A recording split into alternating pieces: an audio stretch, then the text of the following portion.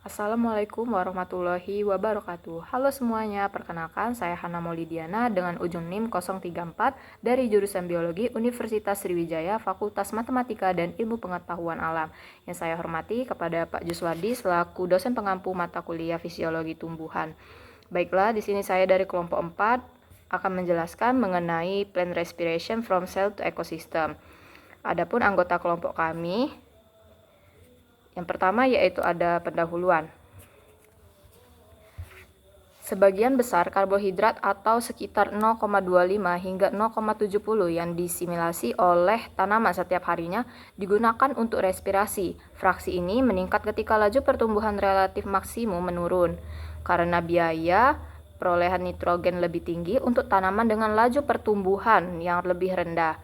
Selain itu, kebutuhan respirasi juga meningkat ketika tanaman berada pada kondisi kekurangan nutrisi seperti nitrogen dan fosfor.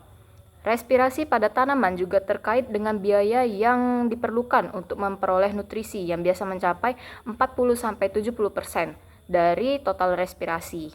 Tanaman dengan simbiosis bersama mikroorganisme tertentu seperti bakteri pengikat nitrogen atau jamur mikoriza juga membutuhkan lebih banyak karbohidrat untuk respirasi. Tanaman menghasilkan energi atau ATP melalui respirasi gelap yang menggunakan reduksi NADPH dan kerangka karbon untuk mendukung pertumbuhan. Namun, pada beberapa tanaman, respirasi terjadi melalui jalur non-fosforilasi yang lebih resisten terhadap sianida, tetapi menghasilkan lebih sedikit ATP dibandingkan jalur sitokrom. Bagian ini menyoroti bahwa meskipun respirasi di tanaman tidak selalu terkait dengan produksi ATP, berbagai mekanisme alternatif respirasi akan dijelaskan di bagian selanjutnya. Yang kedua yaitu ciri umum dari sistem respirasi. Yang pertama ada koefisien respirasi, yaitu jalur pernapasan pada tumbuhan atau jalur respirasi pada tumbuhan. Yang pertama yaitu glikolisis, terjadi di sitosol dan plastida. Jalur pentosa fosfat oksidatif terjadi di plastida. Siklus asam trikarboksilat atau TCA atau Krebs terjadi di matriks mitokondria. Jalur transport elektron terletak di membran dalam mitokondria. Selanjutnya ada koefisien respirasi atau RQ. RQ rasio jumlah mol CO2 yang dilepaskan dibandingkan dengan O2 yang dikonsumsi. RQ sama dengan 1,0 jika sukrosa digunakan sebagai substrat respirasi dan dioksidasi penuh. Contoh RQ yang pertama, biji Triticum acetifum atau gandum. RQ mendekati 1 atau karbohidrat sebagai penyimpanan utama. Yang kedua yaitu biji Linum usitatissimum atau rami. RQ bisa serendah 0,4 lemak sebagai menyimpan utama. Yang ketiga yaitu faktor yang mempengaruhi RQ, yaitu asam organik sebagai substrat. RQ lebih besar 1,0 karena asam organik lebih teroksidasi. Yang kedua, proses biosintesis reduksi nitrat di akar meningkatkan RQ, sementara produksi asam organik menurunkan RQ. Selanjutnya ada glikolisis jalur pentosa fosfat, siklus asam trikarboksilat atau TCA.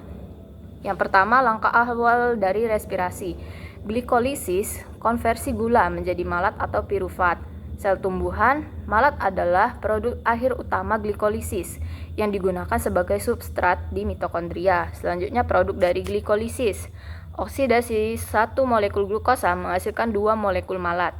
Ketika pirufat terbentuk, ada produksi bersih 2 ATP. Tidak ada produksi bersih NADH ketika malat adalah produk akhir karena NADH digunakan dalam reduksi oksaloasetat. Selanjutnya ada jalur pentosa fosfat oksidatif. Peran utama dalam produksi zat antara misalnya asam amino, nukleotida, dan NADPH. Tidak diatur oleh permintaan energi, berbeda dengan glikolisis. Yang terakhir, siklus TCA atau asam trikarboksilat. Malat dan pirufat dari glikolisis diekspor ke mitokondria. Oksidasi satu molekul malat sama dengan menghasilkan 5 NADH, 1 FADH2, dan 1 ATP. NADH dan FADH2 menyumbangkan elektron ke rantai transport elektron untuk menghasilkan lebih banyak energi atau ATP. Selanjutnya ada metabolisme mitokondria. Metabolisme mitokondria mencakup serangkaian reaksi biokimia yang menghubungkan energi dalam bentuk ATP, terutama melalui proses fosforilasi oksidatif. Proses rantai transfer elektron atau ETC. Rantai transfer elektron di mitokondria terdiri dari beberapa kompleks enzim 1-4 dan ATM sintase atau kompleks 5. Kompleks ini mentransfer elektron dari molekul seperti NADH dan FADH2. Terminal oksidase tahan sianida. Terminal oksidase tahan sianida adalah jalur alternatif dalam rantai transfer elektron, dikenal juga sebagai jalur oksidase alternatif atau AOX.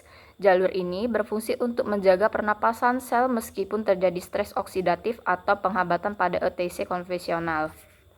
Selanjutnya, substrat inhibitor dan uncoupler. Substrat adalah molekul seperti NADH atau FADH2 yang menyumbangkan elektron pada ETC. Inhibitor menghalangi transfer elektron pada kompleks tertentu seperti rotenon pada kompleks 1 atau sianida pada kompleks 4.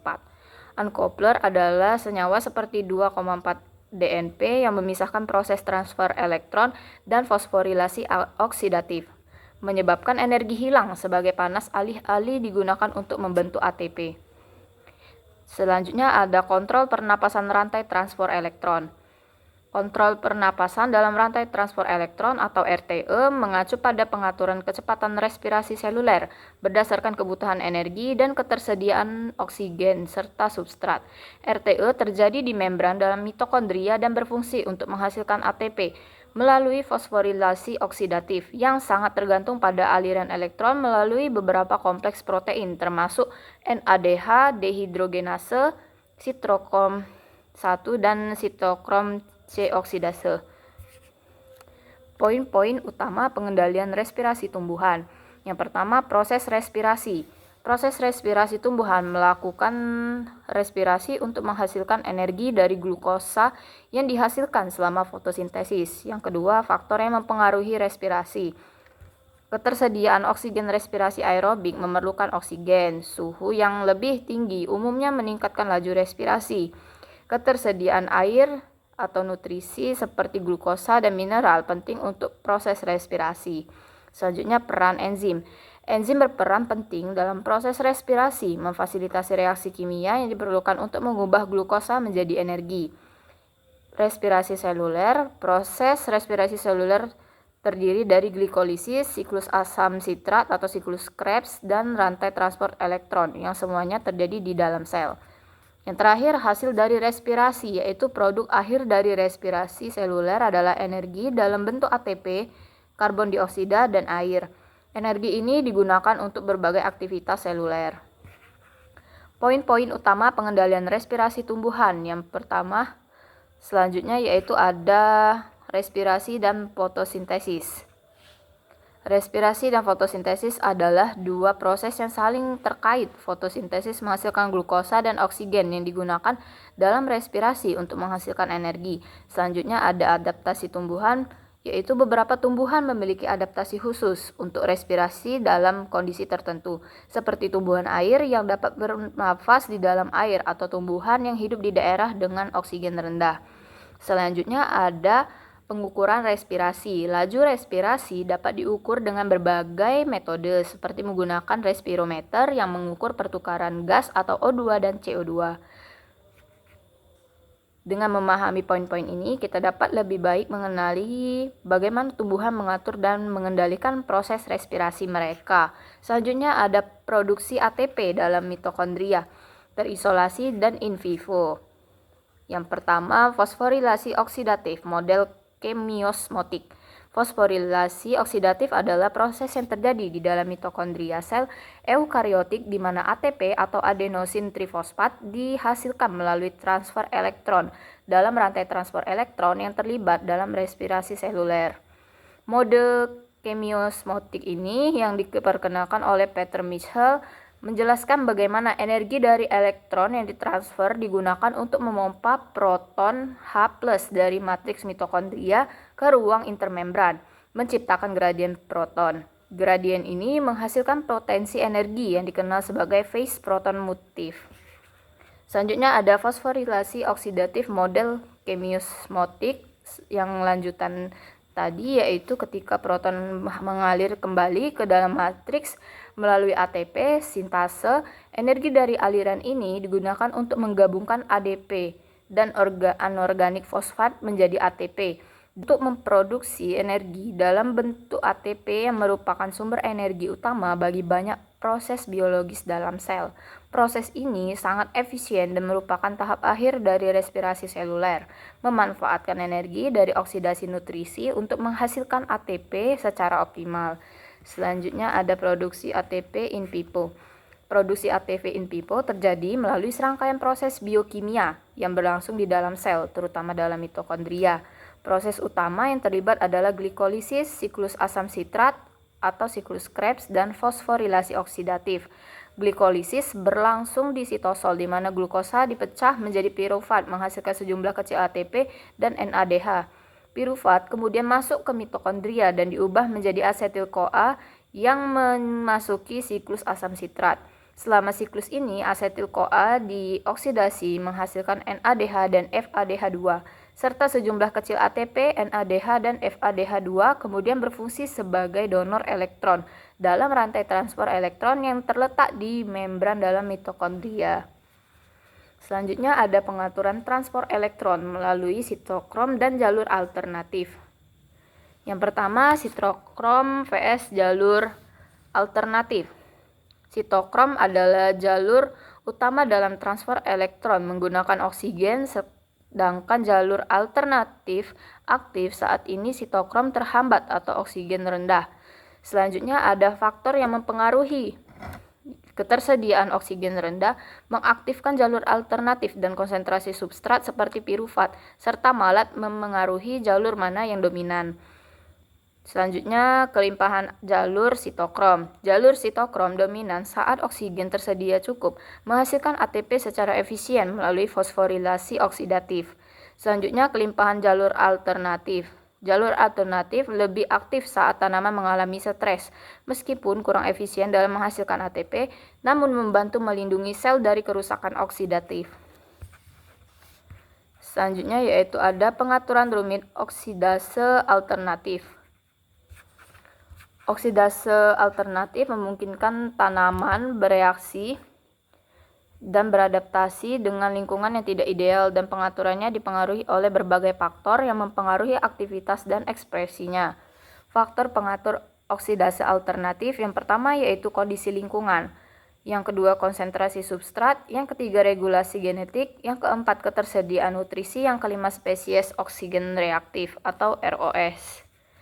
Yang ketiga, bisakah kita benar-benar mengukur aktivitas jalur alternatif? Aktivitas jalur alternatif dapat diukur melalui konsumsi oksigen, produksi energi, dan analisis produk akhir respirasi seperti etanol dan laktat. Faktor yang mempengaruhi yaitu ketersediaan substrat, kondisi lingkungan seperti suhu dan oksigen, dan adanya inhibitor jalur utama mempengaruhi efektivitas jalur alternatif. Yang ketiga, ada fungsi dari ekofisiologis jalur alternatif. Yang pertama yaitu produksi panas.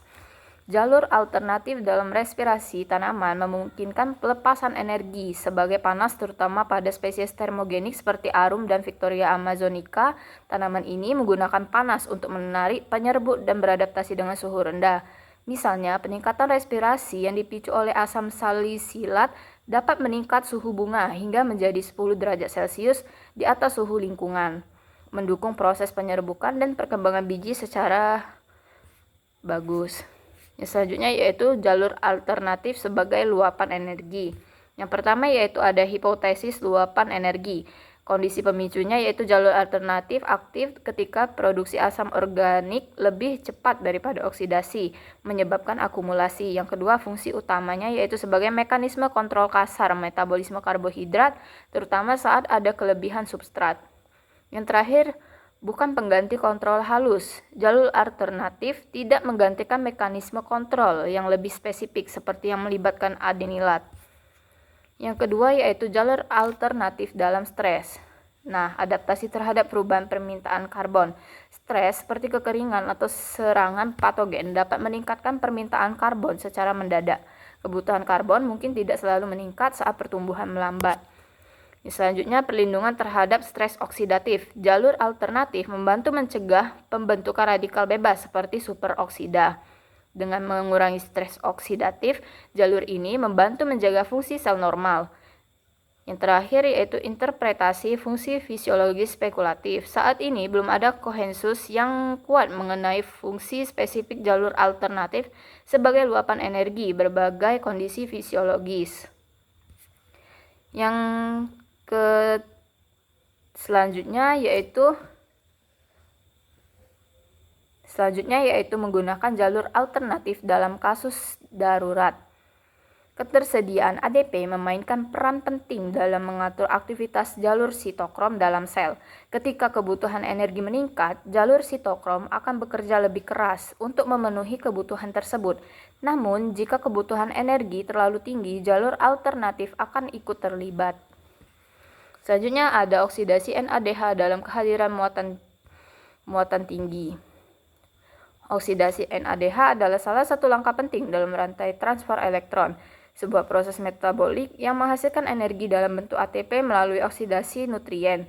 Proses ini terjadi di dalam mitokondria dan melibatkan beberapa kompleks enzim yang berperan dalam mentransfer elektron dari NADH ke oksigen yang kemudian diuraikan menjadi air. Adapun proses oksidasi NADH yaitu pemberian elektron, transfer elektron, energi muatan, energi tinggi. Selanjutnya ada kelanjutan respirasi ketika aktivitas jalur sitokrom dibatasi. Penghambatan jalur sitokrom, inhibitor alami senyawa seperti sianida sulfida dan karbon dioksida dapat menghambat jalur sitokrom yang merupakan jalur utama respirasi sel. Yang kedua, mutan genetik. Selanjutnya ada peran jalur alternatif sitokrom. Produksi energi ketika jalur sitokrom terhambat, jalur alternatif menjadi penting untuk menghasilkan energi meskipun efisiensi produksinya lebih rendah. Yang kedua, adaptasi terhadap stres. Jalur alternatif membantu tanaman beradaptasi dengan kondisi stres seperti kekurangan oksigen, suhu rendah, dan paparan senyawa beracun. Yang terakhir, pelindungan terhadap kerusakan oksidatif, yaitu jalur alternatif membantu mengurangi kerusakan sel akibat radikal bebas yang dihasilkan ketika jalur sitokrom terganggu. Adapun faktor yang mempengaruhi aktivitas jalur alternatif, kondisi lingkungan, dan ekspresi gen. Konsekuensi tidak adanya jalur alternatif, yang pertama yaitu akumulasi produk fermentasi, yang kedua yaitu kerusakan sel. Baiklah, saya akan membacakan kesimpulan dari materi yang telah kami review, yaitu pemahaman yang lebih baik tentang regulasi respirasi dalam tanaman dapat membantu dalam pengembangan strategi untuk meningkatkan ketahanan tanaman terhadap stres lingkungan dan meningkatkan produktivitas pertanian. Sekian apa yang telah saya paparkan. Apabila saya ada salah kata, saya meminta maaf. Saya akhiri. Wabillahi taufiq wal hidayah. Wassalamualaikum warahmatullahi wabarakatuh.